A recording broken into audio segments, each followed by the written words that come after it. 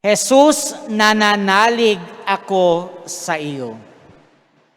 May mali siya ang tanong na ibinato ng mga Pariseyo sa ating Panginoong Jesus.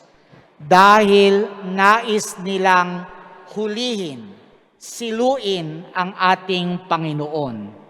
Tanong nila, nararapat ba, naaayon ba, na magbayad ng buwis sa emperador ng Roma?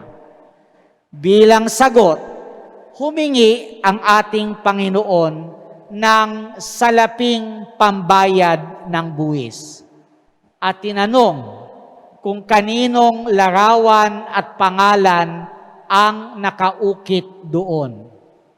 Noong sinabi ng mga tao na taglay ng nasabing salapi ang mukha, ang larawan ng mukha ni Cesar, ang emperador, ay sinabi ng ating Panginoon, kung gayon, ibigay kay Cesar ang nararapat kay Cesar, at sa Diyos ang nararapat sa Panginoon. Taglay ng pera ang mukha, ang larawan ni Cesar. Dahil dito, ito ay pagmamay-ari ni Cesar. Subalit ang tanong, saan matatagpuan ang larawan ng Diyos? Well, ang talagang sagot dyan ay matatagpuan ito kahit saan, sapagkat lahat ng mga bagay na nilikha, lahat ng bagay na nilalang ay nagtataglay ng tatak ng Diyos na may kapal, ang Diyos na lumikha ng lahat. Kaya nga hindi ba nakalagay talaga sa Biblia, ang mundo, ang sanlibutan, at ang lahat ng naroroon ay pagmamay-ari ng Diyos. The world and everything in it belongs to God. Subalit, ang larawan ng Diyos ay lalong-lalong natatagpuan sa bawat tao. Katulad ko, katulad ninyo, na nilikha na kalarawan at kawangis ng Diyos. Kaya nga samantalang yung barya, yung pananalapi ay pagmamay-ari ng emperador, si Cesar. Ang buong mundo ay minamay-ari ng Diyos. At hindi lamang yan, ang bawat tao, ako, kayo, oo, kahit si Cesar ay pagmamay-ari ng Diyos. Opo, maging si Cesar ay pagmamay-ari ng Diyos. Ito yung obvious na aral ng unang pagbasa. Ang hari ng Persya na si Ciro ay hindi Israelita. Siya'y hentil, isang pagano. Subalit, sinabi sa kanya ng Panginoon na ang anumang kapangyarihan at katanyagan na kanyang pinanghahawakan, ang lahat ng ito ay nanggagaling sa Panginoon. Ano ang sabi ng unang pagbasa? Ang sabi niya, sinabi ng Panginoon kay Ciro, tinawag nga kita upang tulungan si Israel na lingkod ang bayan kong hinirang. Binigyan kita ng malalaking karangalan bagamat di mo ako kilala. Ako ang Panginoon, ako lamang ang Diyos at wala ng iba pa. Palalakasin kita bagamat hindi mo pa ako kilala. At ginawa ko ito upang makilala ako ng buong daigdig, na makikilala nila na ako ang Panginoon, ako lamang ang Diyos, at wala nang iba pa.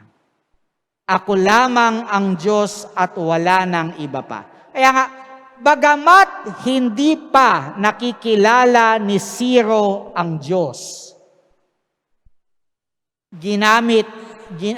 bagamat hindi pa niya nakikilala ang Diyos, ang kapangyarihan na kanyang hawak, ang kapangyarihan na kanyang tinataglay, ay dapat niyang gamitin upang paglingkuran ang Panginoon.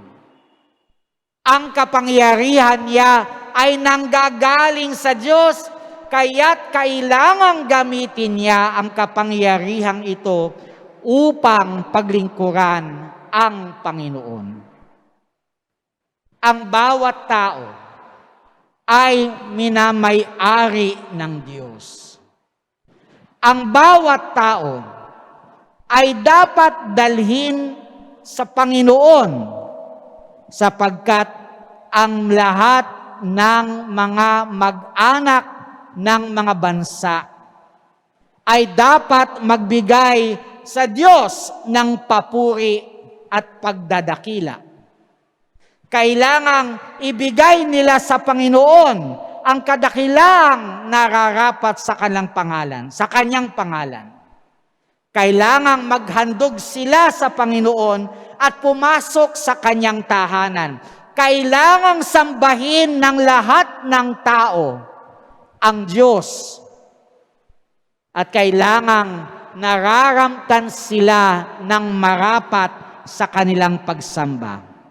At ito, mga minamahal kong kapatid, ang dahilan ng gawaing misyonero ng simbahan.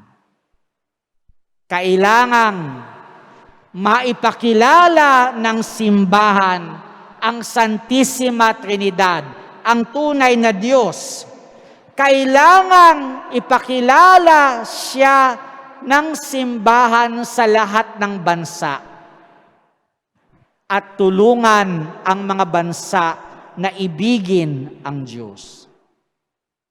Ang layunin ng mga misyon ay dalhin ang lahat ng bansa upang sumamba sa Diyos na namamahala sa lahat ng pantay-pantay. Kailangang ipahayag ng simbahan ang kalwalatian ng Diyos sa lahat ng mga bansa. Sa gitna ng mga bayan ay awitin ang kapurihan ng Diyos. Alam po ninyo, ang mabuting balita natin ay kadalasang ginagamit upang suportahan ang katuruan tungkol sa pagkakahiwalay ng simbahan at ng Estado. Kadalasan, ginagamit ang give to Caesar what is Caesar's and to God what belongs to God upang sabihan ng simbahan na huwag makialam sa politika. Subalit nakakalungkot na hindi kaagad-agad nakikita ng mga tao na nilalabag mismo ng Estado ang katuroang separation of church and state. Kapag naglalagay siya ng mga pagbabawal tungkol sa religious gatherings. Nilalapastangan ng Estado ang boundary na yan kapag dinidikta niya kung sino ang pwede at kung sino ang hindi pwedeng magsimba. Mga batang-bata, hindi pwede. Mga matandang-matanda, hindi pwede. Hindi lahat ay pwedeng magsimba. Nilalapastangan ng Estado ang linya na iyan kapag pinasasara ang mga sementeryo sa pagdiriwang ng kapistahan ng mga patay. Nilalapastangan. Hindi ba kayo nagtataka na ngayon ang mga mall at ang mga negosyo ay maari nang mag-operate ng 100%, pero ang simbahan limitado pa rin sa 10% ng kakayanan ng mga tao. Hindi ba kayo nagtataka na ngayon ang mga tao ay pwedeng umupo 1 seat apart sa bus at sa jeep? Pero sa simbahan, kailangan strict physical distancing pa rin. Huwag po niyo akong, do not misinterpret me. Noong unang nilabas ng Estado, yung patakaran na dapat 1 meter apart ang distansya ng mga tao. Naniwala ako doon. Aminin ko sa inyo, naniwala ako doon. Tama! Dapat proper physical distancing of 1 meter. Pero kailan ako nagsimulang magduda? Nagsimula ako magduda noong lumabas yung pagpapayag na pwede ng 1 seat apart ang mga tao.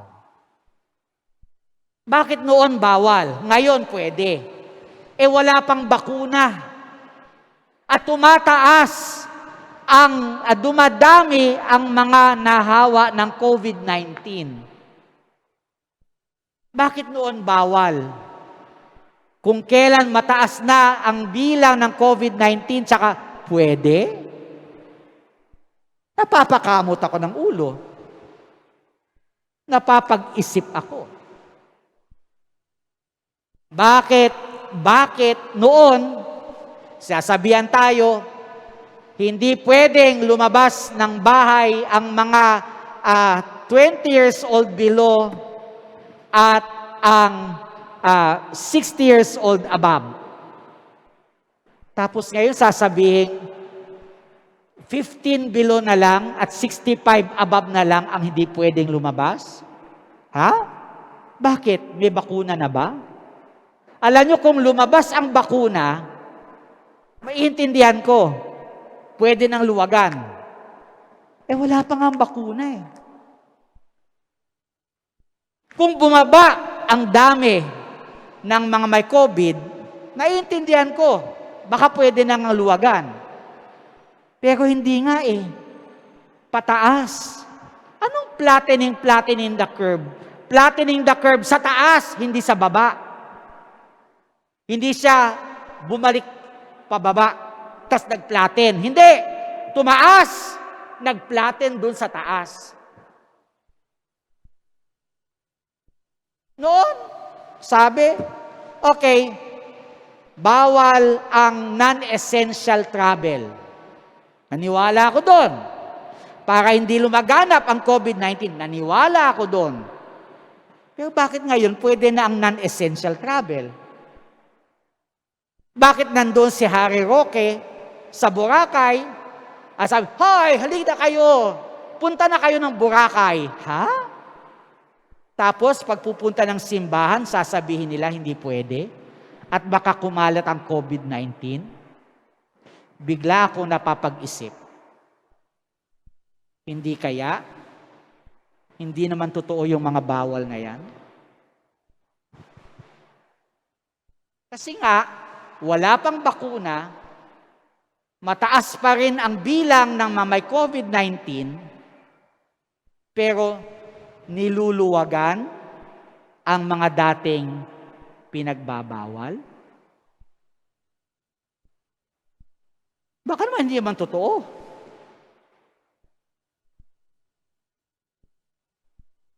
Baka naman gawa-gawa lang. Mapapag-isip ka eh. Mapapag-isip ka. Bakit noon kahigpit ng pagbabawal, ngayon biglang luwag, wala namang bakuna? Hindi naman kumukonti, bagkus ay dumadami ang nagkakaroon ng COVID-19. Mapapag-isip ka. Kaya ngayon ang tanong hanggang ngayon, okay, ang pagpunta sa Baguio, alam nyo ba yung mga taga Maynila, pwede nang umakyat ng Baguio na October 22? Pwede na. Pwede tayo mamasyal doon. Pwede nga tayo magpunta ng Boracay.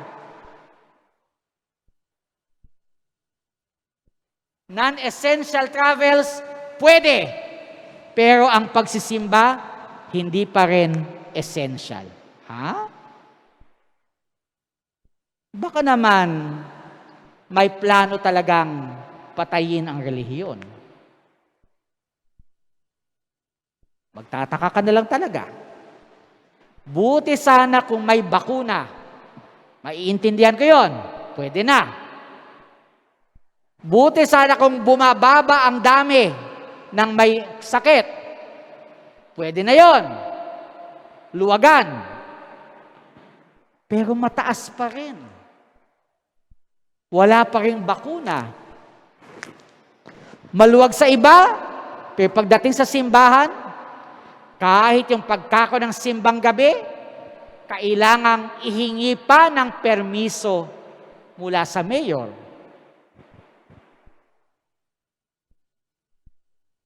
Anong separation church and state dyan?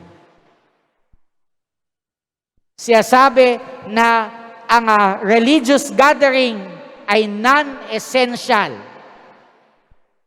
Non-essential. Subalit ibang sinasabi ng ating salita ng Diyos. Sa salita ng Diyos, ang pagsamba sa Diyos ang pangunahing obligasyon ng tao. Ang pagsamba sa Diyos ay ang pangunahing obligasyon ng tao sapagkat dakila ang Panginoon at nararapat siyang sambahin. Kailangang dalhin natin sa Kanya ang ating alay. At ang alay na yon ay walang iba kundi ang Kanyang bugtong na anak. At sinasama natin ang ating sarili kay Jesus upang maialay din tayo sa Panginoon. Isang Carthusian monk, nagngangalang Laspergius, ito ang sinabi niya. Ang sabi ng Panginoon, aking anak, ibigay mo sa akin ang iyong puso. Pansinin mo, gusto ng Diyos na ibigay mo sa Kanya ang iyong puso at hindi lamang ipahiram ito sa Kanya. Nais niyang maging permanente at tunay na may-ari ng iyong puso. Nais niyang tumira roon. Hindi lang paminsan-minsan, kundi palagian. Hindi lamang bilang isang panauhin, kundi bilang Panginoon niya at may-ari. Nais niyang siya ang solong-solong magmamay-ari ng iyong puso upang ang pagsamba, ang pagpuri, ang pagsuko sa kanyang kalooban at ang pasasalamat na iaalay mo sa Kanya ay manggagaling sa iyong puso sapagkat nais niyang ikaw ay buong-buong maging Kanya. Kaya nga, halina't pumunta tayo sa Kanyang harapan at sambahin Siya. Siya ang nagmamay-ari sa atin sapagkat ang Kanyang larawan ay nakatatak sa atin. Ibigay sa Diyos ang nararapat para sa Kanya. Ang sabi nga ng Salmo, the Lord is God, the mighty God, the great king over all the gods. He holds in his hands the depths of the earth and the highest mountains as well. He made the sea. It belongs to him. The dry land too, for it was formed by his hands. Come then, let us bow down and worship. Let us kneel before the Lord our Maker. For he is our God. We are his people, the flock he shepherds. Ave Maria Purissima, Sin pecado concebida. sumasampalataya ako